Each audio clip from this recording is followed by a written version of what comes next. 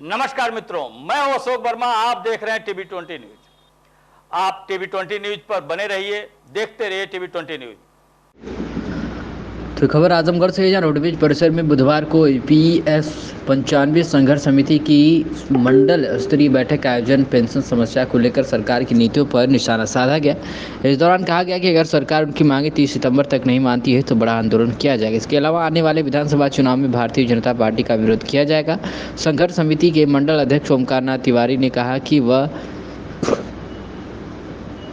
UPSRTC से retire है। इसी प्रकार में तमाम निगम व मिल से लाखों कर्मचारी रिटायर हुए हैं, जिन्होंने 35 से 36 वर्ष तक विभाग में सेवा की है। प्रत्येक महीने उनके वेतन से 441, 540, 780, 1200, 1800 ईपीएफ में जमा होता था। कुल मिलाकर यह लाखों करोड़ों रुपए हैं। लाखों कर्मचारियों का जमा हुआ पैसा, लेकिन 1000, 2000 पेंशन देकर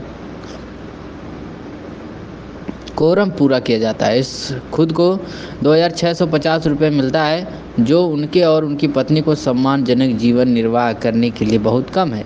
वहीं कई रिटायर कर्मियों को तो 1000 या उससे भी कम मिलता है, जो नियम विरुद्ध भी है।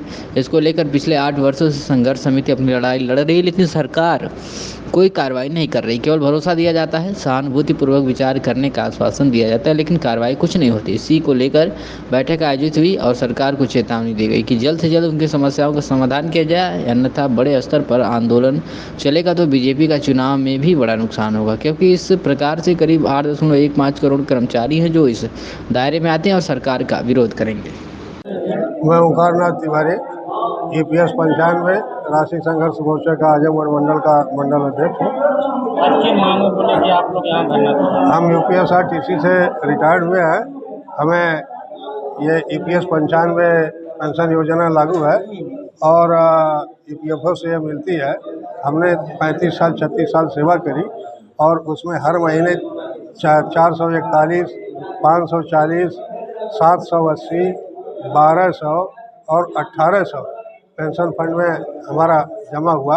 हमने अपना शेयर अंशदान प्रतिमा जमा किया इतने वर्षों तक, और जब हम रिटायर्ड हुए हैं तो हमको 2650 रुपये पेंशन मिलती है। और 2650 रुपये में पति पत्नी का गुजारा किसी भी स्थिति में नहीं हो सकता।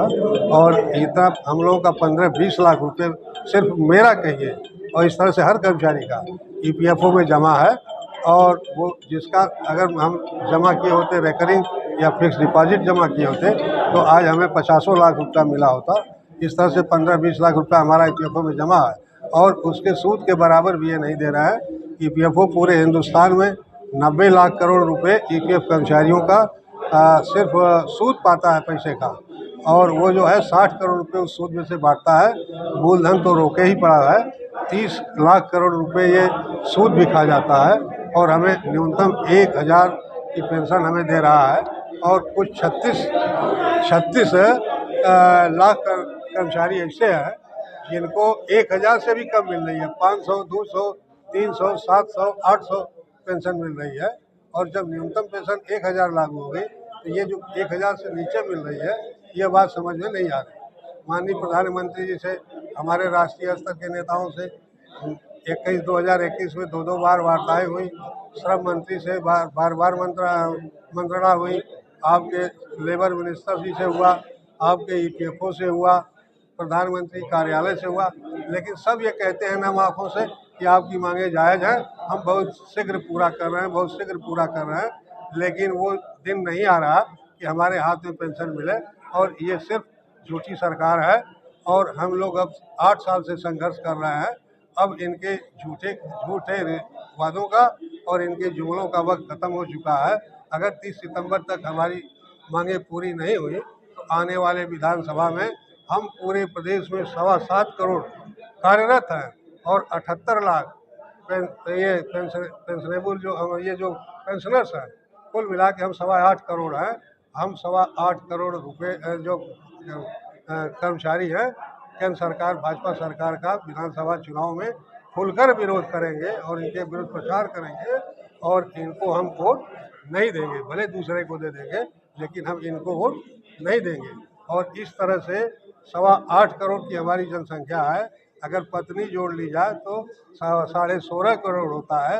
2 बच्चे जोड़ लिए जाएं तो 33 करोड़ की आबादी हमारी सिर्फ EPS 95 पेंशनर्स की होती है, और ये 22 करोड़ 95 लाख वोट पा करके पूरे हिंदुस्तान में ये सबसे बड़ी सरकार सन 14 में इन्होंने बनाया था। अब तो 240 सीट और हम समझते हैं वो 19 पॉइंट कितने करोड़ ये वोट पाए हैं इस इलेक्शन में। और जब हम प्रचार करेंगे, हमें पेंशन नहीं देंगे तो हम इनका विरोध करेंगे। और ये लोग कहते हैं कि 240 नहीं, ये 24 सीट पे आएंगे, ये 24,000 वोटों पे आ जाएंगे पूरे हिंदुस्तान में। हम इनका विरोध करेंगे और ये हमारा काम करेंगे तो हम इनका काम करेंगे, ये हमारा काम नहीं करेंगे तो हम इनका काम